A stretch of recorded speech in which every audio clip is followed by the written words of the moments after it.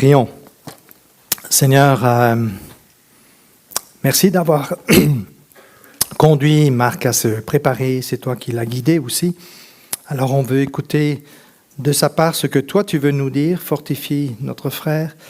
Et je te prie de soulager son dos, Seigneur, pendant sa prédication, qu'il puisse centrer sur toi et sur ta parole, sur ce message.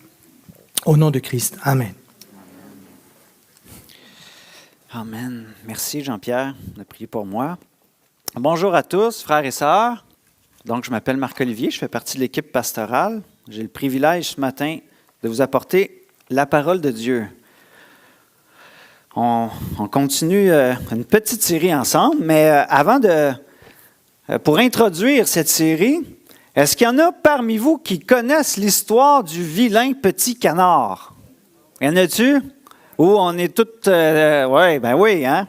On dirait que les gens ont peur de lever leurs mains. C'est comment c'est une vieille histoire. Ça va faire de moi un vieux. Mais si vous ne connaissez pas cette histoire-là du vilain petit canard, c'est un petit conte pour enfants. Hein? C'est l'histoire d'un petit canard qui est en fait pas du tout un petit canard. Et il est rejeté par sa famille à cause de ses différences physiques.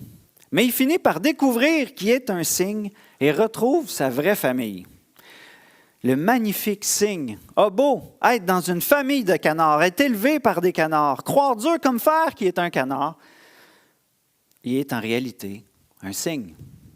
Ce qu'il croit, ce que les autres croient, son contexte de vie et même son éducation ne changent rien à son code génétique, à ses capacités physiques que Dieu lui a données lorsqu'il l'a créé.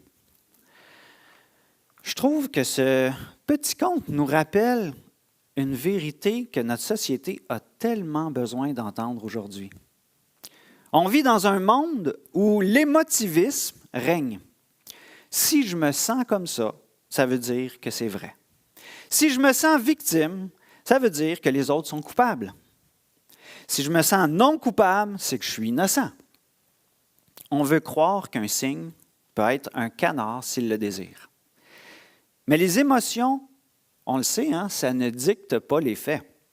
La Bible déclare plutôt que notre cœur est en bien pire condition que ce qu'on peut l'imaginer.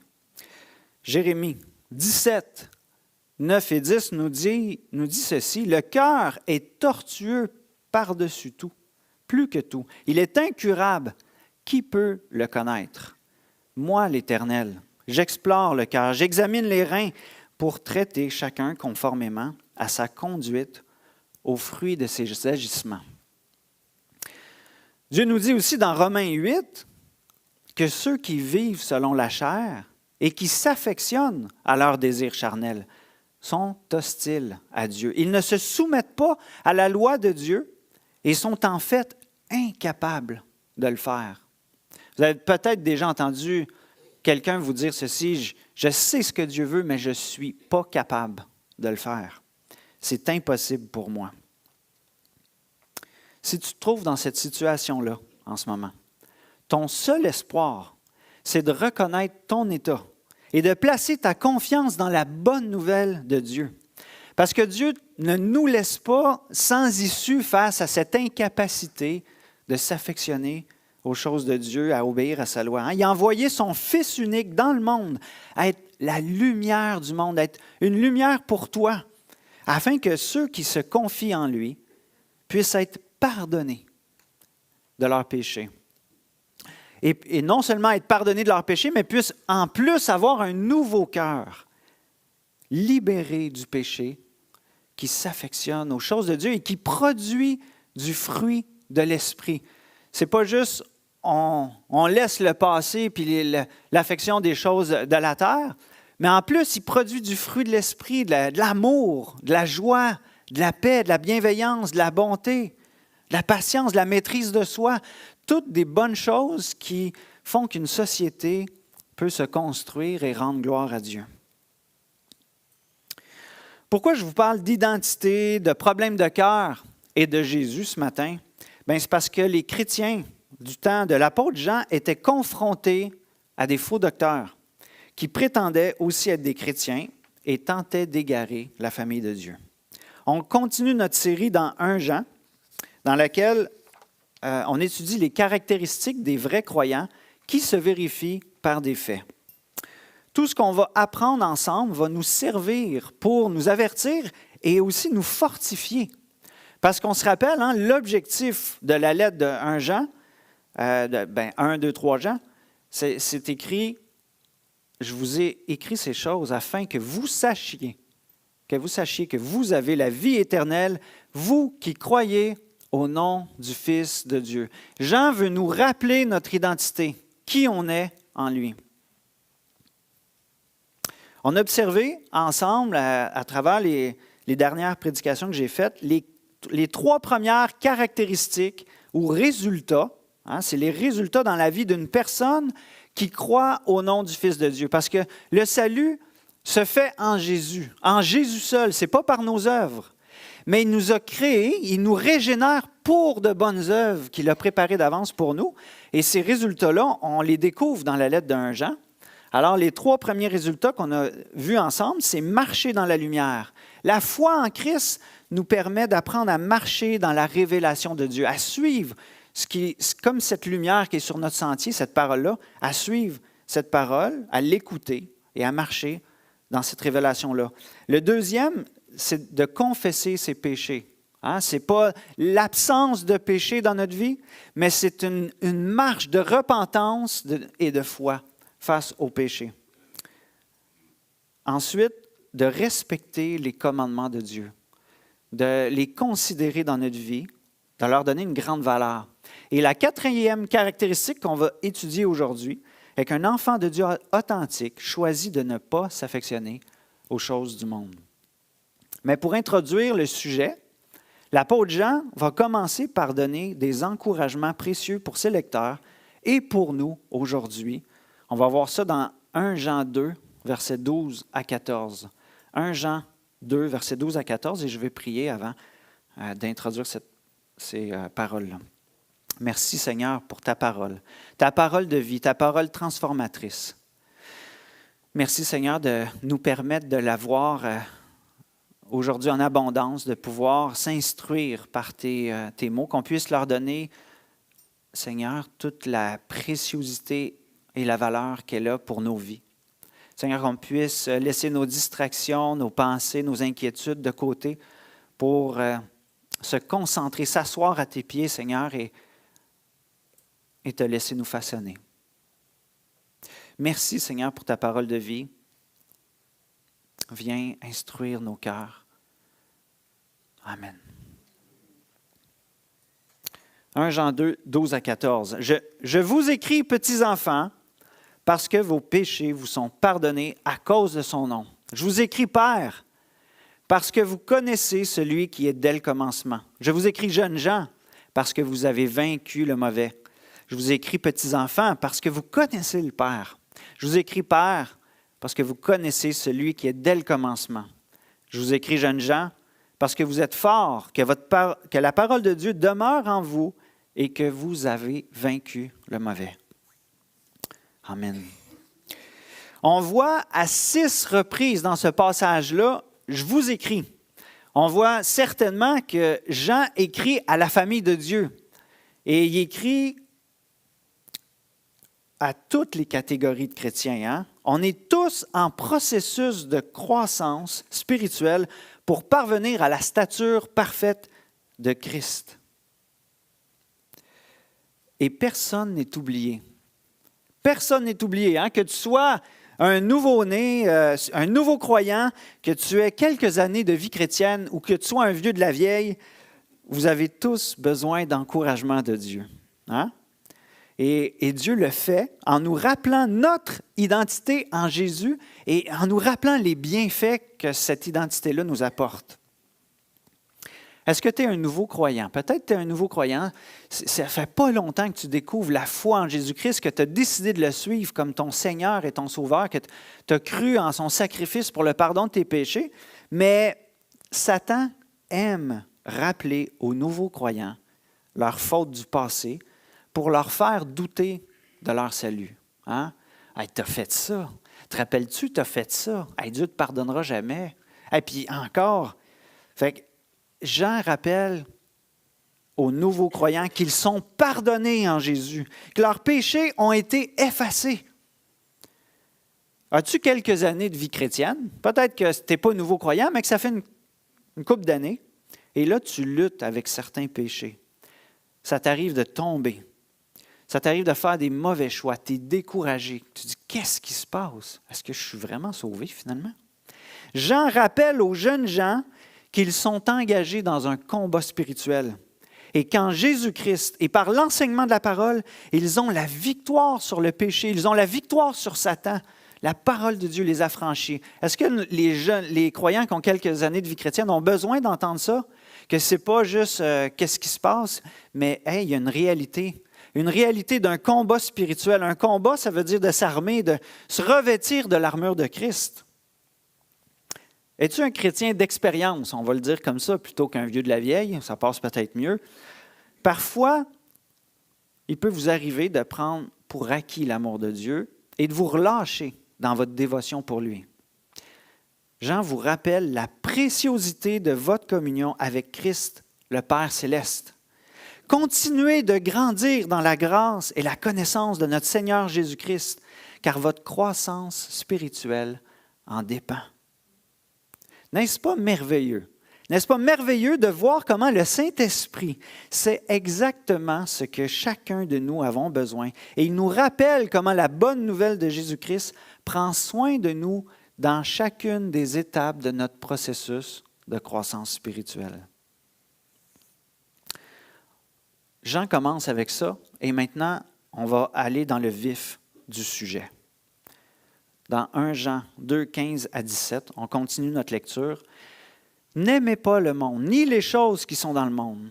Si quelqu'un aime le monde, l'amour du Père n'est point en lui.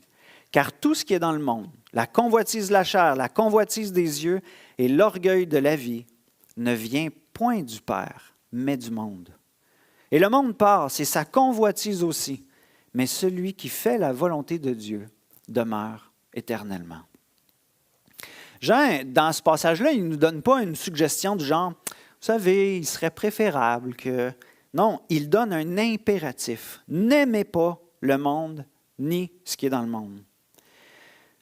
Les choses du monde peuvent être désirées et possédées pour les emplois et les buts que Dieu a prévus. Et elles doivent être utilisées par sa grâce, pour sa gloire. C'est ce que Serge nous a enseigné la semaine passée. Faites tout pour la gloire de Dieu. Soit que vous mangiez, soit que vous dormiez, de tout faire pour sa gloire. Mais les croyants ne doivent pas les rechercher, ces choses-là, en leur donnant une valeur qui donne prise au péché dans leur vie. Avant d'approfondir un petit peu ces choses-là, on va voir ensemble qu'est-ce que n'aimer pas le monde n'est pas. Qu'est-ce que ça ne signifie pas? Parce que c'est facile de lire ces choses-là, lire ce passage-là et de mal le comprendre. Certaines personnes veulent tellement se séparer du monde qu'ils n'ont plus aucun contact avec ceux qui ont des croyances différentes. Cette mentalité a parfois des répercussions néfastes dans certaines églises qui n'ont pas de relation en dehors de leur église locale. Pour eux, toutes les autres églises du monde,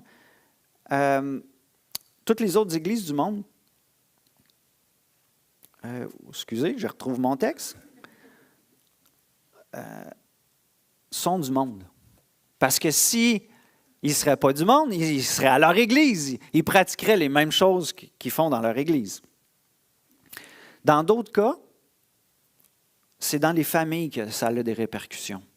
Malheureusement, certains vont renier leurs enfants ou leurs parents s'ils ne sont pas chrétiens.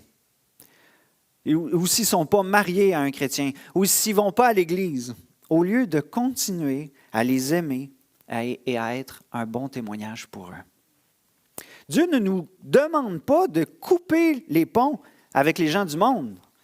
La parole de Dieu nous le dit dans 1 Corinthiens 5, 9 à 13. Il est écrit ceci, puis il y en a qui s'arrêtent au premier verset. « Je vous écris dans ma lettre de ne pas entretenir de relations avec ceux qui vivent dans l'immoralité sexuelle. » Point, il arrête là. Mais si on continue, je ne parle pas d'une manière absolue des gens de ce monde qui vivent dans l'immoralité ou sont toujours désireux de posséder plus, voleurs, idolâtres. Autrement, Il vous faudrait sortir du monde. En fait, ce que je vous ai écrit, c'est de ne pas entretenir de relation avec quelqu'un tout en se disant votre frère vit dans l'immoralité sexuelle, est toujours désireux de posséder plus, idolâtre, calomniateur, ivrogne ou voleur, de ne même pas manger avec un tel homme. Est-ce à moi, en effet, de juger les gens de l'extérieur, n'est-ce pas ceux de l'intérieur que vous devez juger? Les gens de l'extérieur. Dieu les jugera. Donc, on voit ici, là, il n'y a pas une interdiction, on n'est pas appelé à ne pas avoir de relation avec les gens du monde. Jésus était lui-même considéré comme l'ami des pécheurs. Et il nous donne l'exemple à suivre. On voit ça dans Matthieu. Dans Matthieu 9, versets 10 à 13. Comme Jésus était à table dans la maison de Matthieu, parce que c'est ça le contexte, beaucoup de collecteurs d'impôts et de pécheurs vinrent se mettre à table avec lui, avec ses disciples. Les pharisiens virent cela et dirent à ses disciples, « Pourquoi votre maître mange-t-il avec des collecteurs d'impôts et des pécheurs? » Mais Jésus, qui avait entendu, leur dit, « Ce ne sont pas les bien portants qui ont besoin de médecins, mais les malades. Allez apprendre ce que signifie « Je désire la bonté et non les sacrifices. » En effet, je ne suis pas venu appeler des justes, mais des pécheurs. Et Jean 3,16, on l'a lu ce matin, qu'est-ce que dit Jean 3,16? « Car Dieu a tant aimé le monde. » Alors, qu'est-ce que ça signifie pas ne pas aimer le monde? Qu'est-ce que ça signifie, en fait, de ne pas aimer le monde? Si ce n'est pas de couper complètement les ponts avec le monde. Eh bien, le mot grec, cosmos, pour monde, peut vouloir dire l'univers matériel ou les habitants humains, mais dans notre passage qu'on lit ensemble, le monde a une connotation négative qui signifie tout ce qui est contraire à la connaissance de Dieu et qui s'oppose à sa volonté. Ça peut être une aspiration charnelle, une philosophie qui vient du monde, une conduite comme le monde. Les Écritures nous enseignent à ne pas s'affectionner et à vivre conformément au monde. Si on lit le psaume 1, dans les premiers versets, il nous est écrit « Heureux l'homme qui ne suit pas le conseil des méchants, qui ne s'arrête pas sur la voie des pécheurs et qui ne s'assit pas en compagnie des moqueurs, mais qui trouve son plaisir dans la loi de l'Éternel et la médite jour et nuit. » Voyez-vous, je pense que peut-être les pharisiens ont lu ça, puis là, ils ont vu Jésus assis en compagnie des pécheurs, puis ils se sont dit « Hey, qu'est-ce qu'il fait là? » Il ne devrait pas, il devrait se tenir loin. Mais en fait, Jésus n'était pas assis avec des pécheurs dans le but qu'il y ait une influence sur lui, puis hey, on va se moquer des autres ensemble. Jésus était là pour briller de l'amour du Père. Il était là pour être une influence. Et ce verset-là nous enseigne de ne pas suivre le conseil du pécheur, de ne pas contempler, puis d'être avec des moqueurs, puis d'embarquer avec eux. Et Jean va nous donner 3 aspects du monde maintenant qu'il ne faut pas affectionner. La convoitise de la chair, la convoitise des yeux et l'orgueil de la vie. 3 domaines qu'il ne faut pas affectionner. Commençons par la convoitise de la chair. Le mot grec pour convoitise dans le Nouveau Testament peut désigner des désirs positifs comme des désirs négatifs. Par exemple, Paul a écrit aux Romains, « J'ai le désir d'aller vous voir. Je convoite d'aller vous rendre visite. » Puis ce n'était pas négatif, ce n'était pas inspiré par la chair de vouloir aller voir les Romains. Il voulait leur partager la bonne nouvelle de Christ. Mais voici comment l'Esprit Saint définit les convoitises de la chair dans Galates 5, verset 17. Paul nous dit, « La chair a des désirs contraires à ceux de l'Esprit, et l'esprit en a de contraire à ceux de la chair. Et ils sont opposés entre eux afin que vous ne fassiez point ce que vous voudriez. » Un peu plus loin, au verset 19, il est écrit « Les œuvres de la nature humaine sont évidentes. Ce sont l'adultère, l'immoralité sexuelle, l'impureté, la débauche, l'idolâtrie, la magie, les haines, les querelles, les jalousies, les colères, les rivalités, les divisions, les sectes, l'envie, les meurtres, l'ivrognerie, les excès de table et les choses semblables.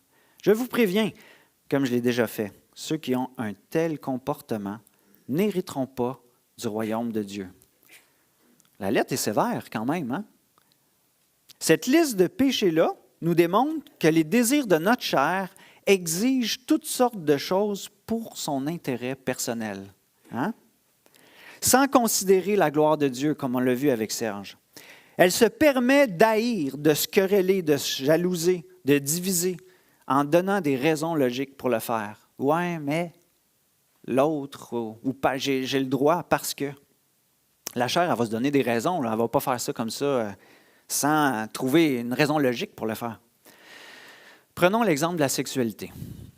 Si elle ne l'obtient pas suffisamment ou immédiatement, en argumentant que c'est un besoin essentiel, elle ira le chercher en dehors du cadre du mariage et pour son plaisir personnel. Voyez-vous, quand on considère ça, finalement, l'expression « my body, my choice », c'est en fait un slogan pour suivre les désirs de la chair. Hein?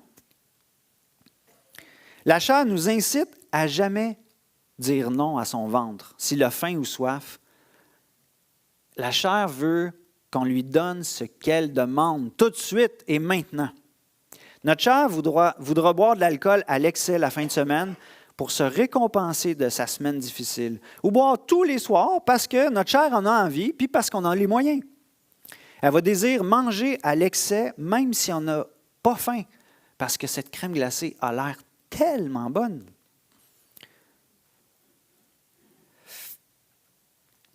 Sans s'en rendre compte, en abdiquant au désir de notre chair, il va ensuite être de plus en plus difficile de triompher aux autres péchés liés à notre corps. Quand on n'apprend pas à dire non, ça suffit. Hey, là, ça va faire. Les limites, là, ce n'est pas mes désirs charnels qui vont contrôler.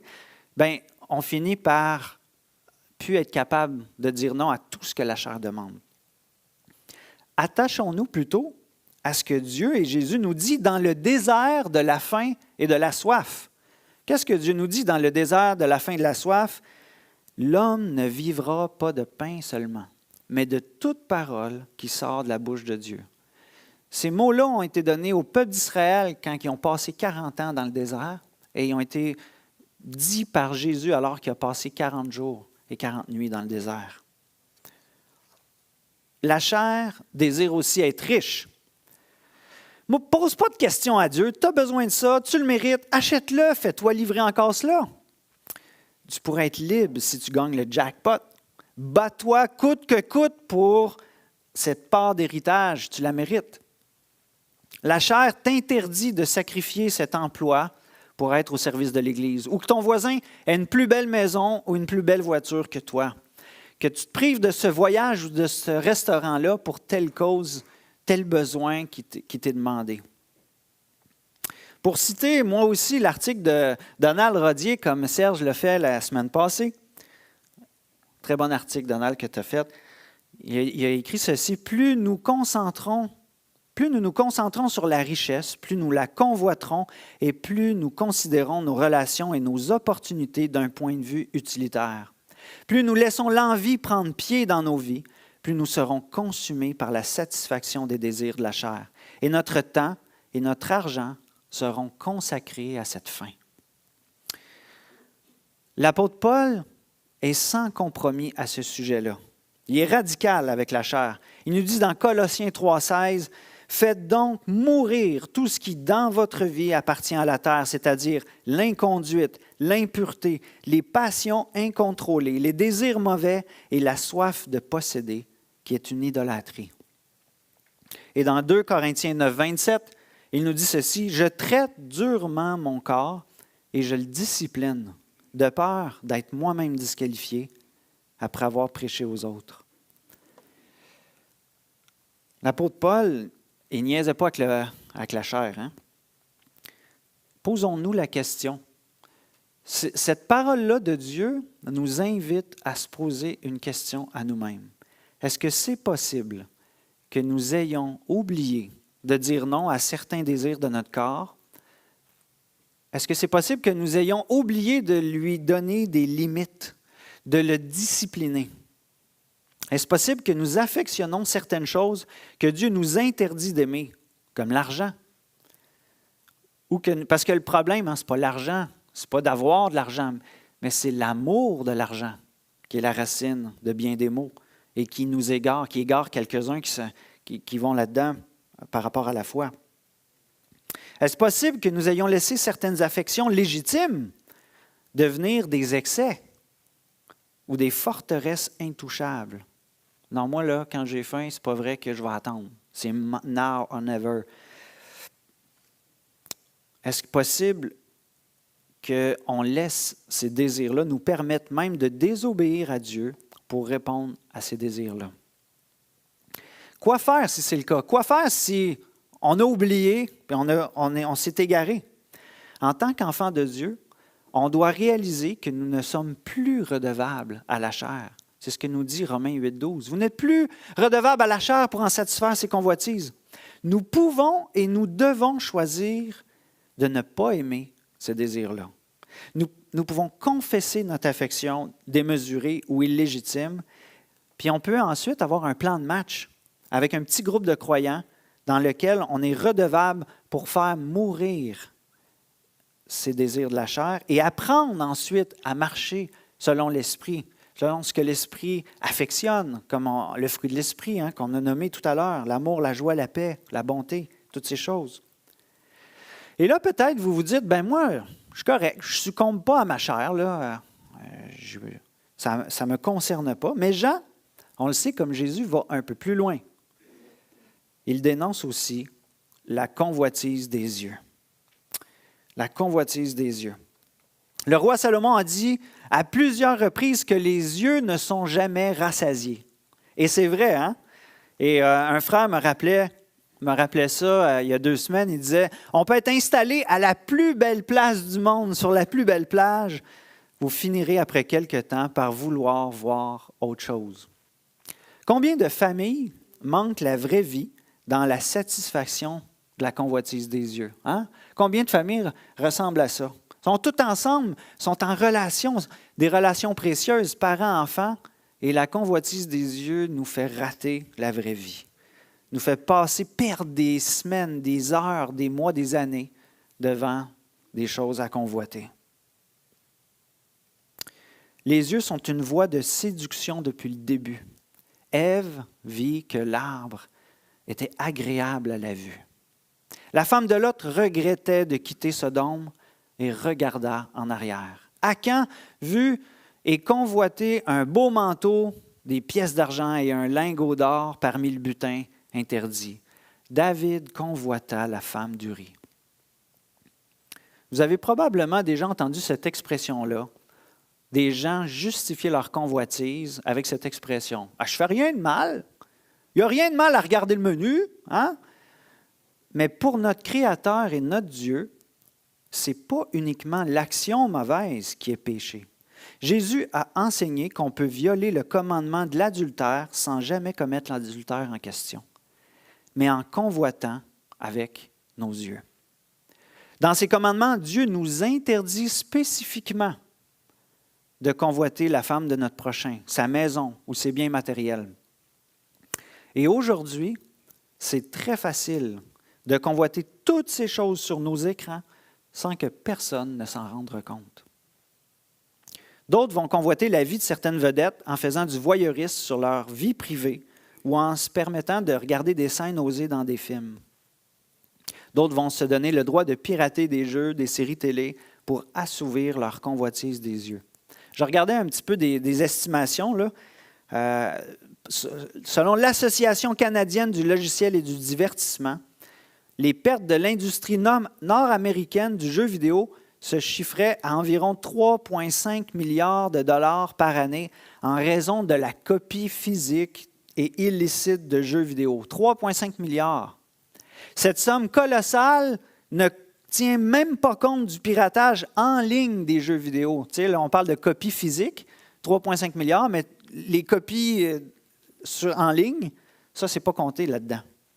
Et là, ces pertes financières-là ne sont pas néfastes uniquement aux employés des studios, hein, parce que les gens qui font des copies, ils font des millions là, avec ces jeux-là.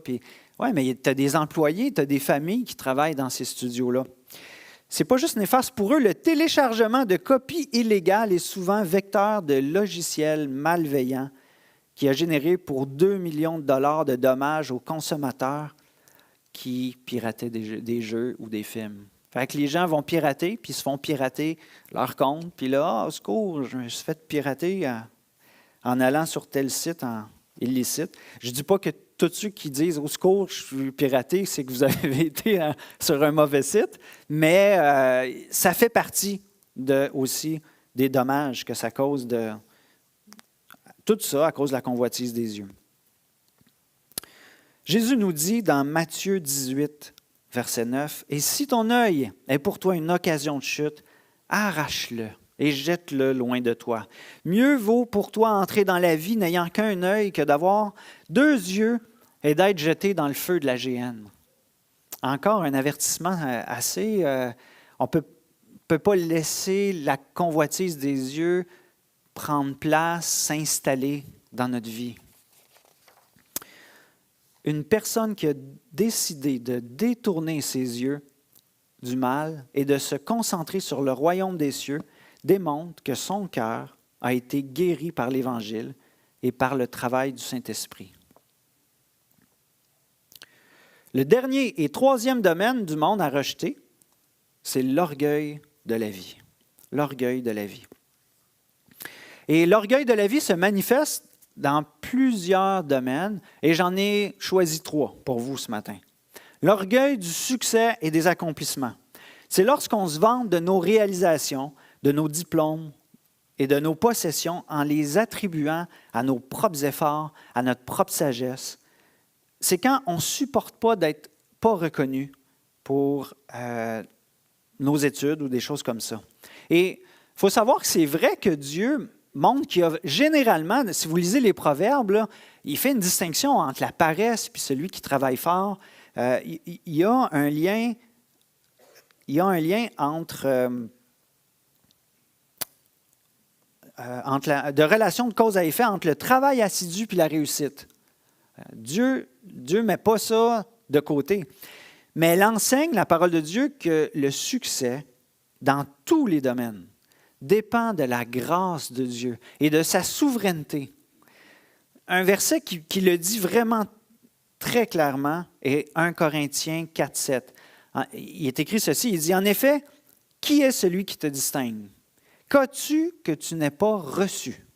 Et si tu l'as reçu, pourquoi faire le fier comme si tu ne l'avais pas reçu? » Tout ce qu'on a, la santé physique pour accomplir des tâches, la capacité d'étudier qui des fois est différente pour chacun, hein?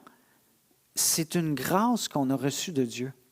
On n'a pas la permission de se dire « Hey, moi, je l'ai l'affaire. Moi, j'ai travaillé fort. Moi, c'est une grâce qu'on a reçue de Dieu. » Et Dieu veut qu'on fasse attention à l'orgueil du succès et des accomplissements.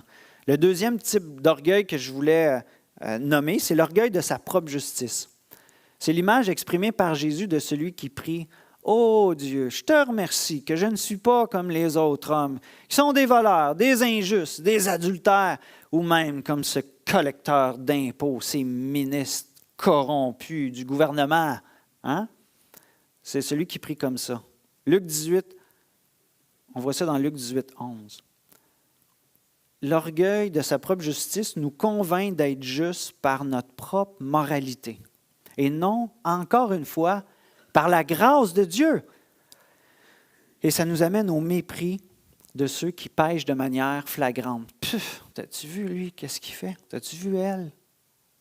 Il faut faire attention aussi à l'orgueil de sa propre justice. Un troisième domaine que j'ai voulu mettre en lumière, c'est l'orgueil théologique. Et oui, même dans l'Église, on peut avoir de l'orgueil.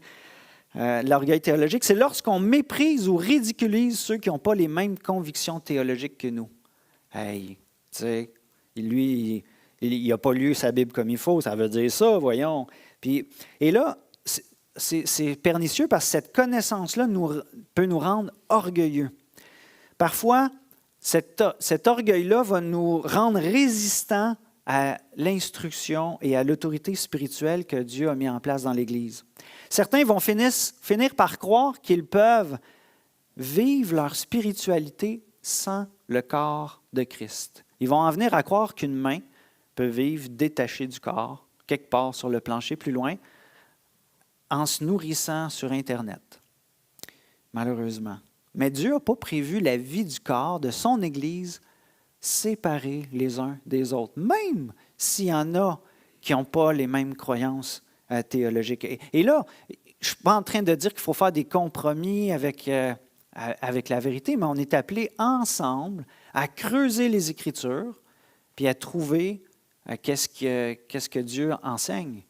On n'est pas appelés à vivre de notre côté séparés du corps de Christ, notre vie chrétienne seule sur Internet. En conclusion, les vrais croyants sont appelés à entretenir une attitude d'humilité et de reconnaissance envers Dieu et à confesser leur orgueil dans la vie. Et ça va nous préserver de l'orgueil de la vie. J'inviterai l'équipe musicale à s'avancer. Je suis de bonne heure, mais je pense que j'ai eu beaucoup de temps aujourd'hui. Fait que Jean-Pierre, à toi de voir qu'est-ce que tu vas faire pour la suite. Mais en conclusion, Jean reste cohérent avec les paroles de Jésus, que Jésus nous a enseignées. Il nous enseigne que servirait-il à un homme de gagner le monde si à la fin, il perdait son âme? La question se pose pour chacun de nous. Préférez-vous vous concentrer sur les plaisirs que votre chair vous rapporte maintenant ou sur ce qui est bon pour vous éternellement? Je vais le répéter. Préférez-vous vous concentrer sur les plaisirs que votre chair vous rapporte maintenant ou sur ce qui est bon pour vous, pour votre âme, éternellement? On a un choix à faire. Vous pouvez choisir. Non, ça me rapporte, ça rapporte à ma chair le veut, le désire, je vais le suivre, je vais l'avoir. Mais en faisant ça, on met de côté notre éternité. C'est un mauvais calcul de faire ça. On se rappelle, il est écrit « N'aimez pas le monde, ni les choses qui sont dans le monde ». Paul nous dit dans Romains 13 que le jour de Christ approche. C'est pourquoi nous devons nous dépouiller des œuvres des ténèbres et se revêtir de Christ et de son armure. Il nous dit de faire mourir les œuvres de la chair, de ne pas s'affectionner à cela. Quels sont les désirs de la chair ou les convoitises de vos yeux qui crient en vous en ce moment?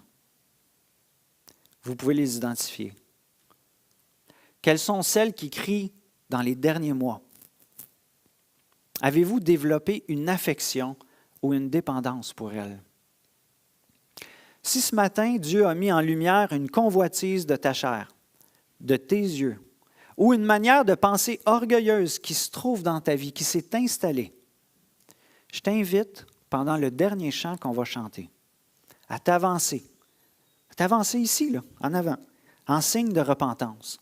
Tu n'as pas besoin de crier à tout le monde c'était quoi, mais devant Dieu, tu peux simplement t'avancer. Tu auras ensuite l'occasion, au moment opportun, de le confesser peut-être à un frère, une sœur de confiance, de faire une démarche, comme j'ai dit, pour être redevable. C'est ça. Et d'avancer pour apprendre à marcher selon l'Esprit. Sur ce, je vais prier, puis on va pouvoir chanter ensemble. Seigneur grand Dieu, merci pour ta parole. Merci parce que tu nous rappelles notre identité. Tu nous rappelles à chacun de nous, qu'on soit jeune ou vieux, qu'on soit un nouveau chrétien ou un chrétien de longue date, qu'on a besoin de cette bonne nouvelle de Jésus-Christ, qu'on a besoin de cette grâce, qu'on a besoin de ta puissance. Tu nous rappelles qu'on est dans ce combat spirituel. Seigneur, c'est tellement facile de l'oublier. C'est tellement facile de voir nos désirs puis de les laisser prendre place, d'oublier, de leur mettre une limite, d'apprendre à dire non. Seigneur, je te prie pour chacun de nous. Je te prie que tu viennes faire le ménage, que tu viennes nous aider à faire mourir les œuvres de la chair. Je te prie que si quelqu'un est dominé par ça, est incapable, Seigneur, d'avoir la victoire, qu'il se tourne vers toi, Seigneur, pour découvrir ta puissance. Viens à notre secours, Seigneur. Viens faire ton œuvre en nous. Et merci de nous rappeler à chercher d'abord le royaume de Dieu, sa justice, et que les choses qu'on a de besoin vont nous être données en plus. Je prie ces choses dans le précieux nom de Jésus, dans l'Esprit Saint qui habite dans les enfants de Dieu, Seigneur. Amen.